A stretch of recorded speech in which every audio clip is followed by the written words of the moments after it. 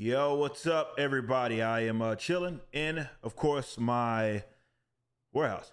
Got a little mini setup here. I don't know what the audio is sounding like. We got some things that we needed to go ahead and we got to fix first. We'll fix those, but for right now, thank you all for the support. I want to just say this right out the gate.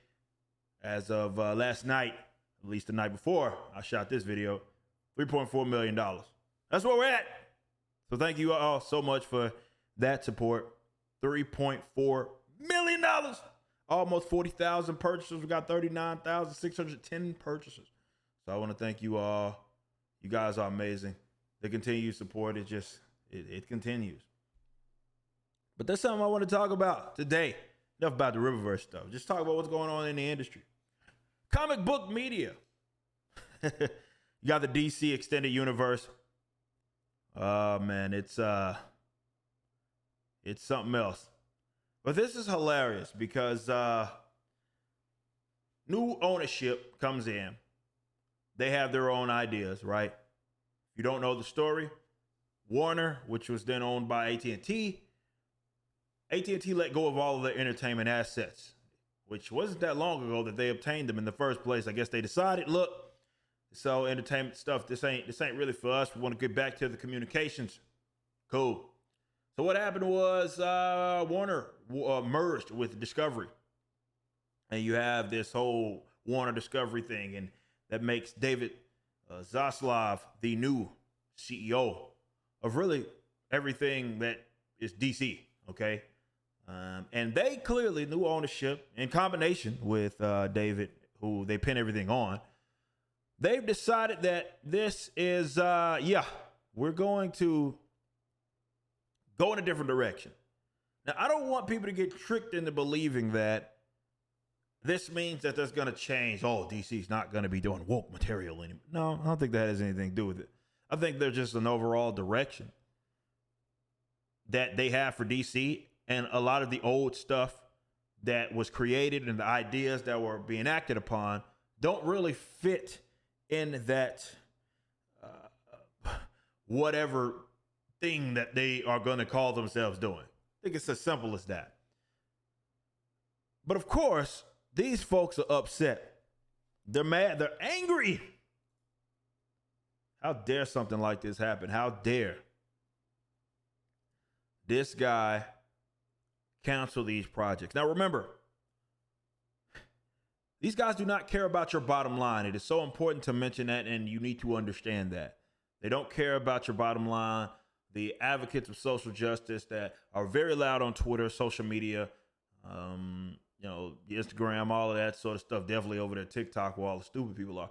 They, for sure, they're not actually paying customers, a lot of them. And you're only interesting to them so as long as you validate their ideals, okay? So if there is something that is popular, even though they didn't start it or anything, but there's something that's popular, they want to make sure that that is authorized by them, of course, and that perpetuates their nonsensical sort of social views and social issues. If your material does not align with that, you are a threat, you are a problem, and you need to understand that. Black Canary updates. Remember, tokenized Black Canary and the Birds of Prey. You can go watch my long form Birds of Prey review back when I used to review this dog crap. I gave you the history of the Birds of Prey as well as the movie review, that criminal movie. But there was a tokenized Black Canary in there. But look at this. Twitter from this, again, your usual Stan accounts. David Zaslav, the new president of Warner Bros., has canceled 2 female-led movies in only 24 hours. He fired a woman and took his old white male friends to replace him. He's a Trump supporter, and he's clearly racist, sexist.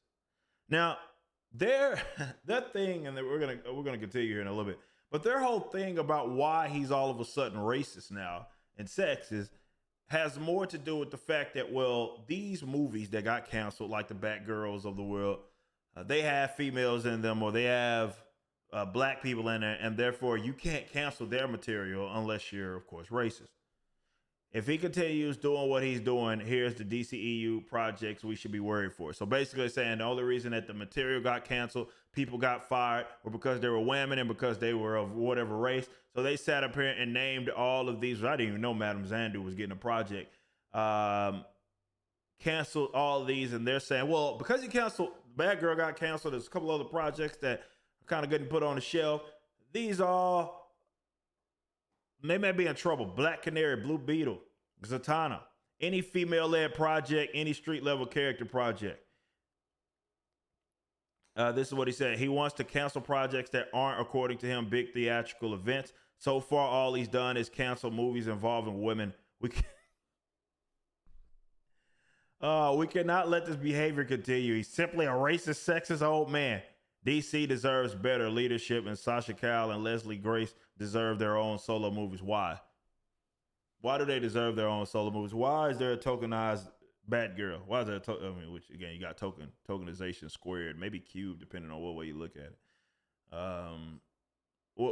Why does that have to exist? Like, if there's no like these people, look, they don't care about your bottom line, and I'm going to reiterate that here in a little bit, but let me read this real quick. I'm limiting the replies because I won't tolerate disagreement. David Zaslav is a disgusting old man who has it in for women, especially for women of color. This should be investigated. Under his leadership, Birds of Prey or Shazam would have never happened. Let that sink in. Like, what? I mean, maybe. But Birds of Prey was dead on arrival. So, I mean, if Birds of Prey wouldn't have existed, which they don't care, right? It's like, does this movie make them a lot of money? Probably not. It's a wash at best. Oh, they got a little tokenized Supergirl, too. Again, another tokenization squared. This is incredible how they just immediately latch on to that. But it does tap you into the psyche of the type of individuals that we are speaking about. These are folks that lead with activism first. Everything else is secondary, guys. Activism is number one. And you need to, for those of you that have business minds, sorry about that, but you want to get involved in business, you want to get involved in, you're an entrepreneur, you're looking for your target demographic. I say this and I mean this sincerely, and I'm dead serious. This isn't something that I'm saying for shock value on YouTube. Do not make these types your target demographic. They are the worst. They are flaky, they are unreliable, and they will turn on you the minute you do something out of line. Like, these guys got a lot of these projects were dead on the arrival. We knew where the DCEU was going anyway. It was not making good material. But definitely when you start focusing on a lot of the other nonsense, you were going to get exactly what it is you got.